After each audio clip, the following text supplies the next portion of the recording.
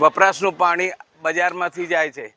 આ બજારમાંથી જવા પાણીનો કોઈ માર્ગ ન હોવાથી અસહ્ય ગંદકીનો ત્રાસ બજારમાં રહેઠાણવાળા રહેતા ઘરવાળા અને બજારના લોકો એટલું બધું હેરાન થાય છે કે રોગચાળો તો ફાટવાનો જ છે.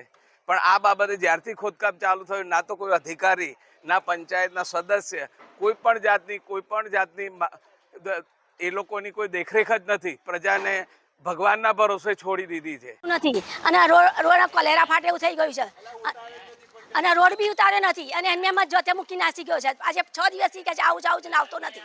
અરે ગંદકી એટલે ઊભું નથી રહેવાતું. એ વાસ મારે છે, ગંધ મારે છે અને રોગચાળો ફાટી જશે તો જવાબદારી એ લોકોની છે, મારી કોઈ જવાબદારી નથી. સાઠંબા આ બજારનો વેપારી છું. અહીંયા ગાડી જે આ રોડનું કામ ચાલે છે, અઠવાડિયાથી તોડીને જતા રહ્યા છે. અત્યારે ધંધા પાણી સાવ ઠપ થઈ ગયા છે, બરાબર.